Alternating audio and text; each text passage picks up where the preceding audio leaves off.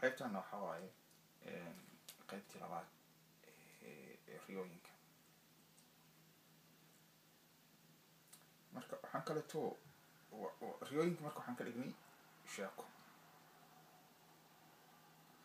bilxaqiiqatan sheekooyinka adduunka ugu wanaagsan waa riyooyin la farsameeyo. marka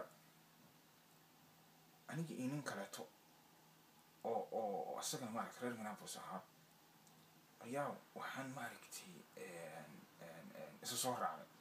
marka waxaan xasuustaa anagoo ku nimid laba albaab gaaban iyo albaab kaloo gaaban meel barsaday ahayd.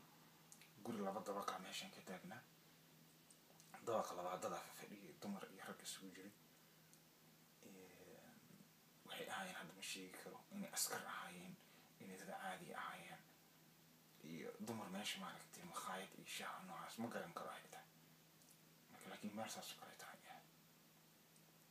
marka albaabkii aniga waa ka gudbay kii koowaad kii labaadna waa ka gudbay waa ka daadegtay Nairobi aan joogay. nin meesha waxaan ku kulanaysay reer Rochester ah Mareykanka Minnesota. marka waxaan ku iri ninkii warniyo adiga kuwa maaragtay dagaalada wadaad maaragtay ayaad ka mid tahay. marka ninaan iska kaa dhaaf wax noocaas oo kaleetaan ku dhah. marka bardu waxaan ku tuhmay.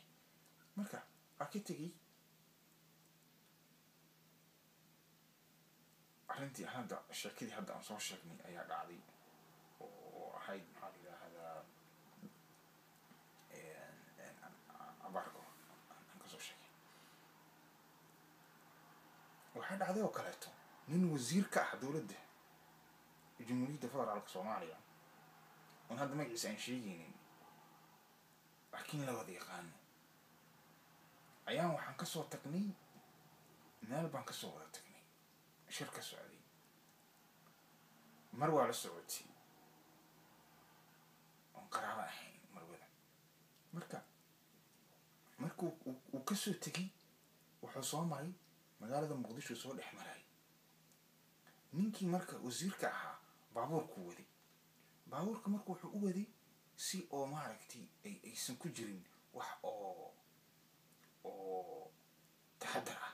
baabuur inta uga imaanaysa baabuur kale inta uga imaanaysa mar walba wuxuu ku siganayay inuu shil galo ay ka dhashaan khasaare fara badan.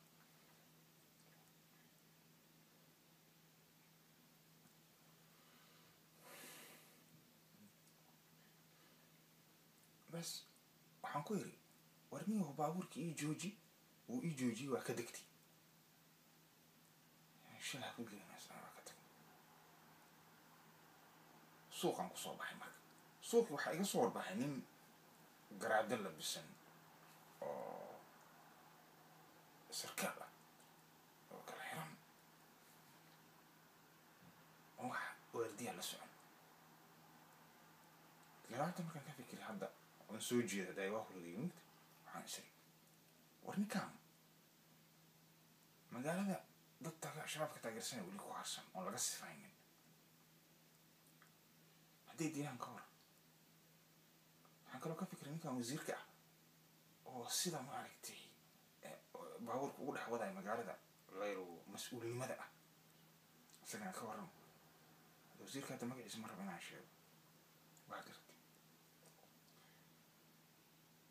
sarkaalkan isagana magaalada aan waardiye la-aanta isaga socda bal ka warramo.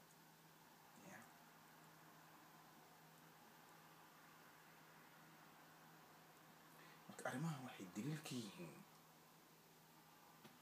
inay jiraan dad mas-uuliyiin ah oo u dhaqmaya sidii ghayrul mas-uulnimo u dhaqmaya oo dhibaatooyin fara badan oo kusoo waajahan aanan ka hortegaynin ama wax ka qabanaynin. marka waxay u dhici kartaa aniga sida ila tahay ninkii daashka deganaa dhibkiisii haysto oo wax iska cadaysan xusuusan. sababtana waxaa waaye waxa ayaga agtooda ka cad oo ay og yihiin ayaysan ka fikirin si markaasi wax iska cad ay u arkaan ya wax iska cad si u arkaan waa kusoo laabanayna waa mahadsantihiin